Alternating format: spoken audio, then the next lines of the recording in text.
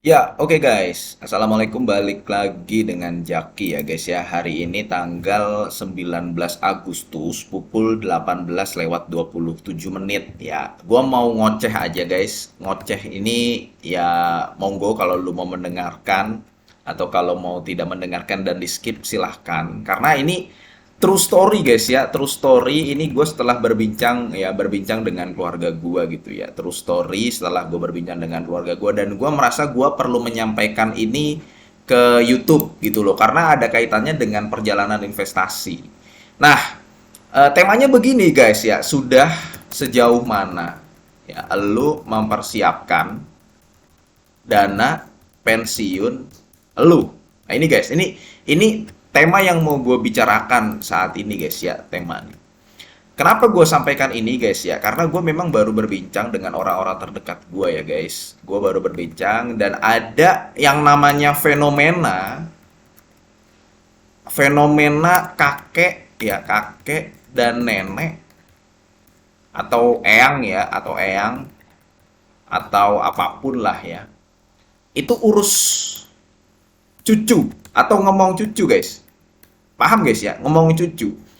Jadi nenek sama kakeknya ini ngomong cucu. Nah, ini ternyata bisa terjadi karena dua hal, guys. Yang pertama karena memang kakek dan neneknya senang. Senang dia ngurus cucu, ngurus anak dari anaknya, senang. Tapi ada juga kondisi yang kedua, guys, karena keadaan.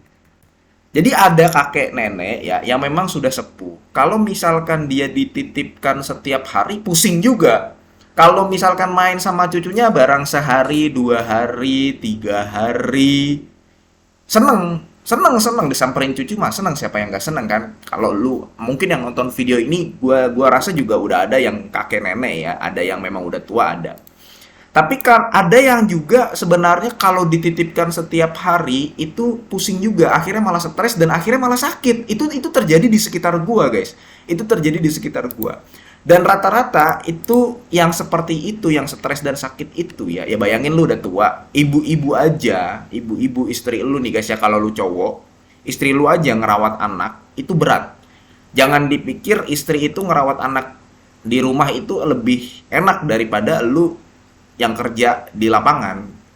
Istri ngurusin anak berat juga, makanya memang perlu kadang-kadang suami memberi apresiasi kepada istrinya.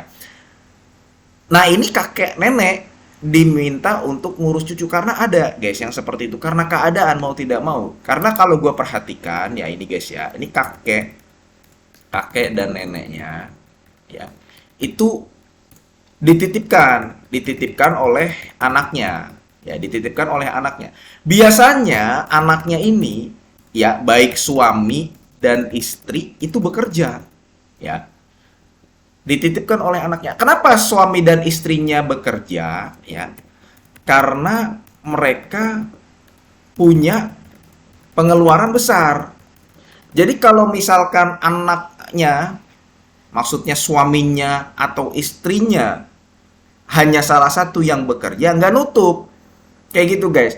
Kenapa dua-duanya bekerja? Karena mereka punya pengeluaran yang besar. Dan setelah ditelaah, pengeluaran terbesarnya, ya pengeluaran kan ada pengeluaran tuh, bukan terbesar sih, tapi ada pengeluaran ya. Pengeluarannya itu ada yang untuk membantu juga ke orang tuanya. Ya. Ya ke kakek nenek itu. Paham sampai sini guys ya. Jadi kakek neneknya itu mau tidak mau karena keadaan dia harus ngomong cucu setiap hari. Ya dari Senin sampai Jumat. Mungkin memang waktu waktu nggak ngomong cucunya di hari Sabtu sama Minggu. Nah, hal tersebut dikarenakan keadaan. Kenapa? Karena anaknya, baik suami atau istrinya bekerja. Kenapa mereka berdua-duanya bekerja? Karena mereka punya pengeluaran yang besar. Jadi dua-duanya harus bekerja. Dan ternyata ya yang membuat pengeluaran mereka besar itu adalah ada yang digunakan untuk membantu kedua orang tuanya, untuk kakek neneknya. Itu bagus atau nggak bagus guys? Itu dapat pahala, lu ngebantu ngebantu orang tua lu, bagus.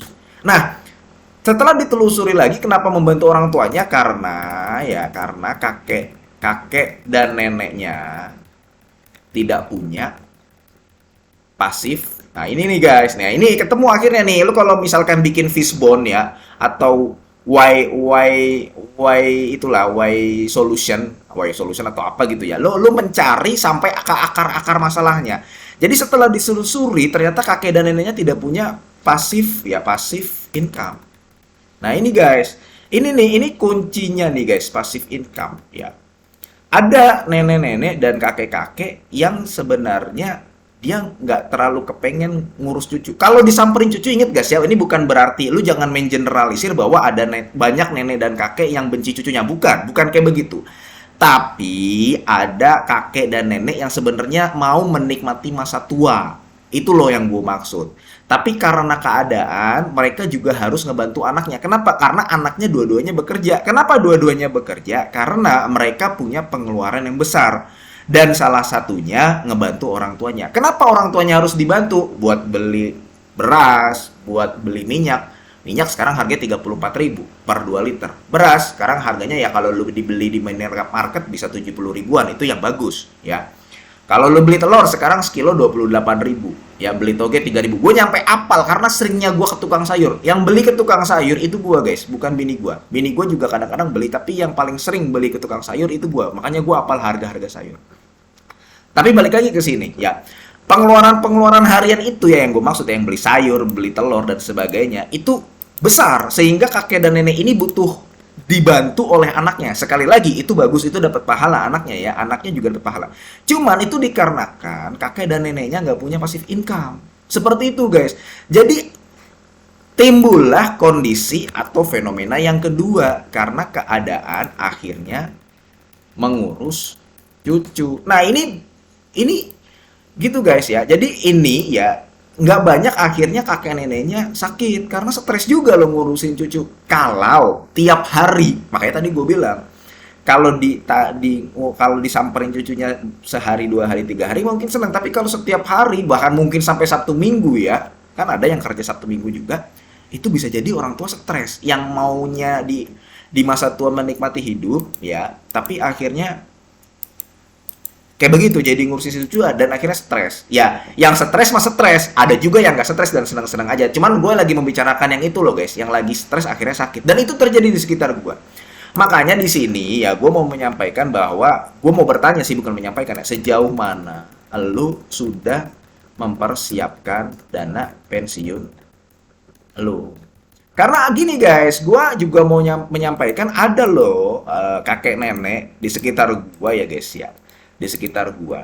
Dia udah nggak bekerja, dia nggak ahli bikin usaha, karena bikin usaha itu gak gampang loh guys. Apalagi ketika lu keluar dari kantor, lu tiba-tiba mau bikin usaha, ya belum tentu usaha lu itu jadi kemudian lu menghasilkan uang, bisa jadi malah boncos, malah rugi.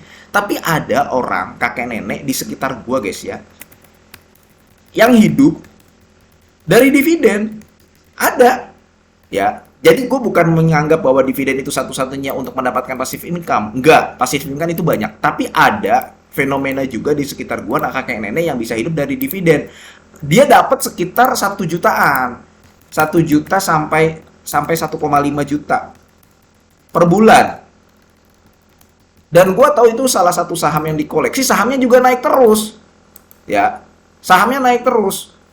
Ya udah, dia akhirnya nggak terlalu bergantung sama anak-anaknya. Ya karena dia nggak bergantung sama anak-anaknya salah satunya juga ada yang mungkin bisa nggak bekerja atau bisa menitipkan ke tempat lain, gitu loh guys. Akhirnya dia bisa menikmati hidup di sisa umurnya ya guys ya, bisa berdua gitu ya, karena dapat dividen ya 1 juta sampai 1,5 juta per bulan, karena tidak terlalu bergantung. Dibantu mah dibantu, cuma tidak terlalu bergantung. Nah, ternyata kita bisa loh guys kayak begitu. Makanya kalau misalkan memang lu udah kakek nenek, mungkin yang nonton video ini ada yang kakek nenek guys. Ternyata bisa seperti itu. Atau yang lu belum kakek nenek, mungkin lu juga bisa mempersiapkan ini sebagai salah satu solusi lu hidup dari dividen di masa tua nanti. Kalau lu bukan seorang pengusaha, kalau lu bukan orang yang ahli dalam membangun bisnis, itu ternyata bisa menjadi solusi guys. Ya guys ya. Oke, mudah-mudahan video ini bermanfaat, ngoceh aja ya. Semoga lu sehat selalu sehingga kita bisa bertemu kembali di video-video selanjutnya. Ini bukan ajakan jual beli. Gua akhiri, wassalamualaikum warahmatullahi wabarakatuh.